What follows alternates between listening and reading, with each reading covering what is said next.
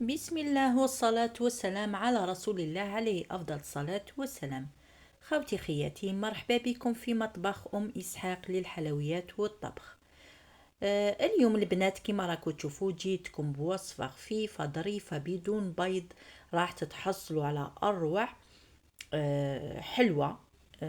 تقدروا تقولوا عليها من أروع الحلويات اللي حضرتهم. هنايا البنات شوفوا القوام تاعها، راح نقسم حبة معاكم باش تشوفوا مصداقية الوصفة.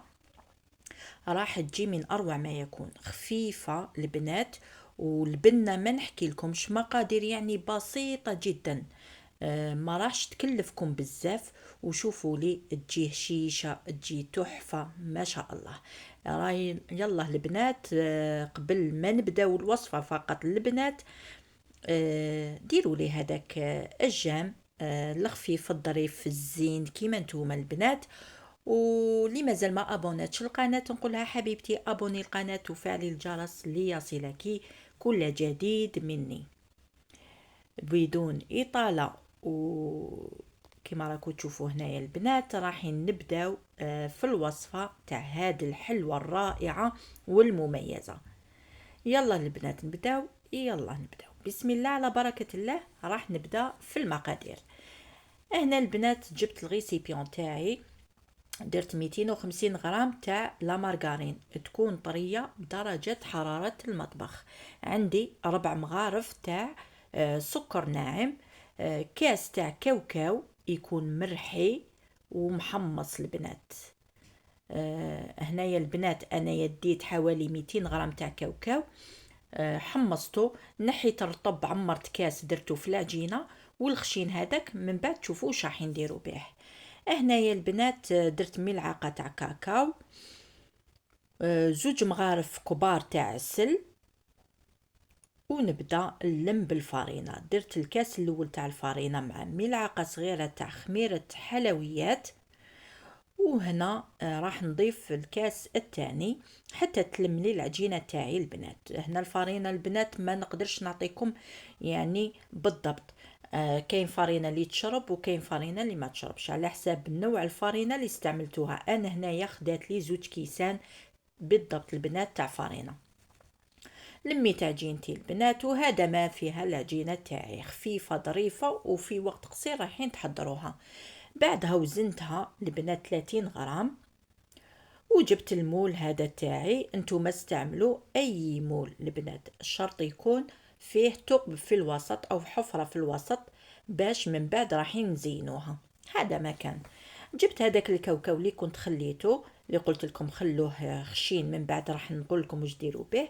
نرمي شويه هكا في المول تاعي في الوسط، باش كتزيين فقط الحلوى تاعي، لان التزيين منها فيها البنات. هكذا ندير كامل في المول بهذه الطريقه هذه. شوفوا معايا يعني ديروا على الحواف وخلوا هذاك الثقب في الوسط.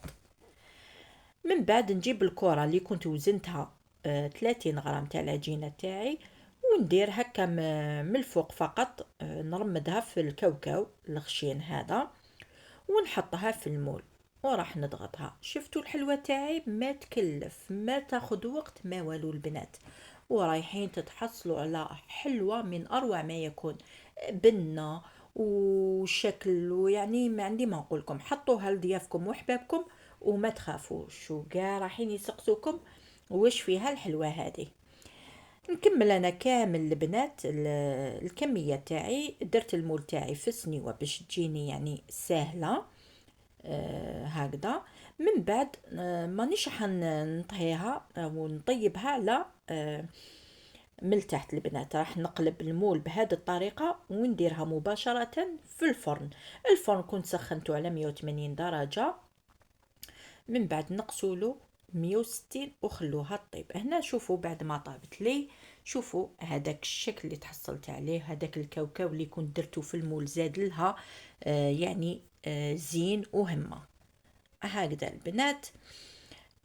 بعدها البنات نروح نجيب شوكولا للطالع. انا استعملت المرجان، وانتو ما تقدروا ديروا اي نوع تاع شوكولا حبيتوه يعني، ولا اي نوع كان متواجد عندكم في الدار. انا استعملت هذا المرجان، كانت عندي كمية في الدار، قلت ان راح نزين بها هذيك الثقوب اللي في الوسط بهذه الطريقة هذه. البنات المول قلت لكم ما تقيدوش بالمول تاعي، ديروا المول اللي عندكم. هنا البنات نكمل انا التزيين تاعي، وهاي ليك الحلوة جاهزة وحاضرة امامكم. جات واش نقول لكم من اروع ما يكون. البنات هنايا لحقنا لنهاية الفيديو. الوصفة كانت خفيفة ظريفة ان شاء الله عليا وعليكم. وهنا البنات نقول لكم ما تنساوش خدكم بحركة اكسبلور، وابونيو القناة اللي مازال ما ابوناتش، وطلعوا لي الفيديو البنات، راه يعني التفاعل ناقص بزاف باش نحضر لكم اروع الوصفات. يعني وحبيت ندير لكم وصفات من الورشات البنات. هنا ما عليكم غير نتوما بالتفاعل، وانا ليا بالوصفات الهائلة والرائعة ليكم. إلى اللقاء في فيديو قادم حبيباتي، دمتم في رعاية الله وحفظه. سلام.